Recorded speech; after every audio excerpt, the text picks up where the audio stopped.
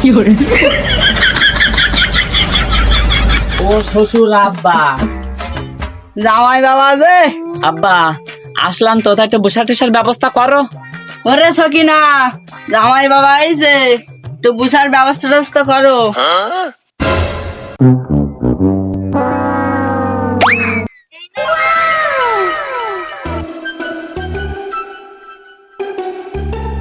আম্মা জান ভালো আছেন তো? বাপজান আমি ভালো আছি, তুমি ভালো আছো তো? হ্যাঁ আছি।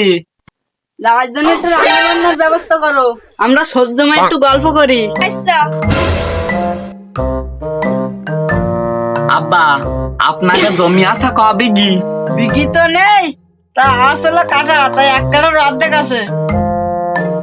কাটা তো আছে, তা আমার নামে এক বিঘি লিখে দিয়ে যাবেন। আটকানে আসতে লিখিয়ে দেবো কি তোমার নামে? তা জমির প্রসঙ্গ না বাদ দিলাম, তা আব্বা আপনি বিয়ে করেছেন? বিয়ে করেন তা তুমি এই মালটুক পেলি কনে? তা আপনি বিয়ে করেছেন কার? কেন তোমার শাড়ির? তা আব্বা আপনি কাজটুক ভালো করেছেন, নিজেকে মধ্যে বিয়ে থাপা না করি তো বাইরের দিক বিয়ে করলে তো আত্মীয় স্বজন বাড়ে, আপনি নিজেকে মধ্যে কেন বিয়ে করেছেন? তুমি জামাই কোন গ্রহের মানুষ? সৌরভা, আমি আপনার একটা দাবি রাখবো। হ্যাঁ বলো। এই ঠান্ডা আমার না বিশাল পছন্দই, আপনার মেয়ের ব্যাপক গরম লাগে, ঠান্ডা নিয়ে যাবো।